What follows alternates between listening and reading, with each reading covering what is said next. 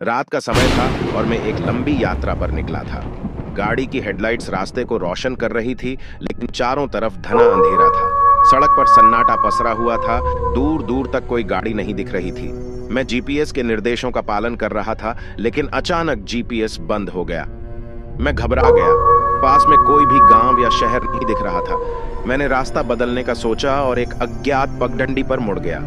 कुछ किलोमीटर चलते ही गाड़ी का इंजन अजीब सी आवाज करने लगा और फिर गाड़ी रुक गई। मैंने कई बार इंजन स्टार्ट करने की कोशिश की, लेकिन कोई फायदा नहीं हुआ। अब मैं एक अनजान जगह पर फंसा हुआ था।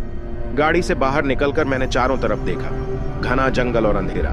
मोबाइल का नेटवर्क भी गायब था। मैंने सोचा कि थोड़ी दूर चलकर देखता हूँ, शायद कोई मदद मिल जाए। जैसे जैसे मैं आगे बढ़ा, मुझे अपने पीछे किसी की आहट सुनाई देने लगी। मैंने मुड़कर देखा तो कुछ नहीं था, लेकिन फिर भी मुझे ऐसा लगा जैसे कोई मेरा पीछा कर रहा हो। थोड़ी दूर चलने के बाद मुझे एक पुराना टूटा फूटा घर दिखाई दिया। मैंने सोचा शायद यहाँ कोई हो जो मेरी मदद कर सके। मैं धीरे धीरे घर की तरफ बढ़ा। मैंने दरवाजा खोलकर अंदर कदम रखा। अंदर अजीब सी गंध और धूल थी। फर्नीचर टूटा हुआ था और दीवारों पर अजीबोगरीब चित्र बने हुए थे। मैंने धीरे धीरे हर कमरे की जांच की। एक कमरे में मुझे एक पुरानी डायरी मिली।